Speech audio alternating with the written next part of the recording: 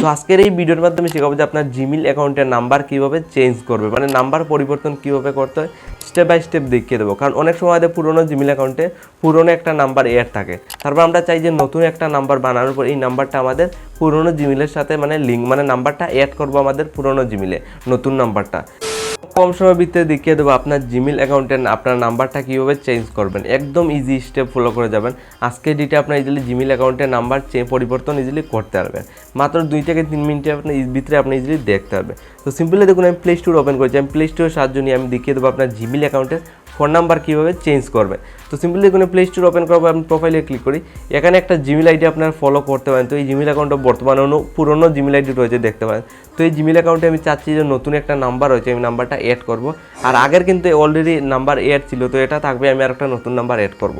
তো সিম্পলি দেখুন আরেকটা নাম্বার অ্যাড করার জন্য সিম্পলি গুগল অ্যাকাউন্টে ক্লিক করবেন। জাস্ট এখানে গুগল অ্যাকাউন্টে ক্লিক করা আপনার সামনে তুরাবুত লোডিং নেওয়ার পরে এই টাইপের ইন্টারফেস ইজিলি খুলে আসবে। তো সিম্পলি দেখুন অনেকগুলো এখানে কিন্তু আপনি অনেকগুলো অপশন পেয়ে যাবেন। Home, personal information, data, privacy, security, people, মানে অনেকগুলো একটা পেমেন্ট, অনেকগুলো জিমেইলে কিন্তু আপনি অপশন পেয়ে যাবেন। তো এখানে অনেকগুলো অপশনের মধ্যে আপনার জাস্ট 2 নম্বর অপশনে ক্লিক করতে হবে। হোম পরে যেটা থাকে পার্সোনাল, দেখুন ইনফরমেশন, এটাতে ক্লিক করবে। পার্সোনাল এটাতে ক্লিক করার পর এখানে দেখুন অনেকগুলো আপনার অপশন পেয়ে যাবেন। তো আপনার জাস্ট নিচের দিকে স্ক্রল ডাউন করে যাওয়ার পর একটা অপশন আপনার ফলো করবেন। এখানে ফোন বলে একটা অপশন দেবেন। এখানে দেখুন অলরেডি একটা নাম্বার অ্যাড ছিল, মানে রয়েছে, দেখতে পারেন। তো আমি নতুন একটা নাম্বার কীভাবে অ্যাড করবো, যেটা আমার নতুন নাম্বার রয়েছে। তো জাস্ট আবার এখানে আপনার এই ফোনে ক্লিক করতে হবে। জাস্ট দেখুন একদম কয়েকটা স্টেপ ফলো করে যাবেন, আপনার জিমেইল অ্যাকাউন্টে নাম্বার চেঞ্জ করতে পারবেন। তো এখানে ক্লিক করার পর দেখুন আপনার সামনে এখন তুরাবুত আবার জাস্ট লোডিং নেবে, নিয়ে নেক্সট স্টেপ কী আছে দেখতে পারবে।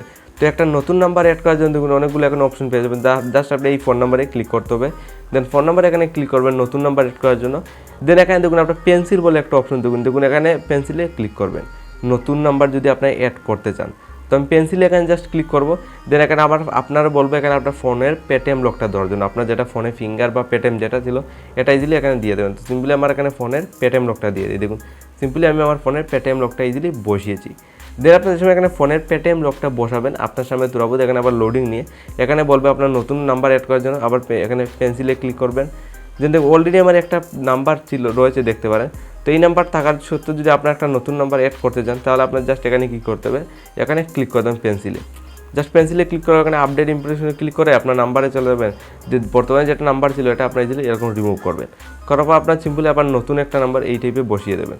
সিম্পলি আমি আর একটা নতুন নাম্বার ইজিলি বসিয়েছি। দেন আমি আবার কন্টিনিউতে ক্লিক করবো। যে সময় আমি কন্টিনিউতে ক্লিক করবো আপনার সময় লাইভ প্রুফ দেখুন আমার জিমেইলের নতুন একটা নাম্বার অ্যাড হয়ে গেছে।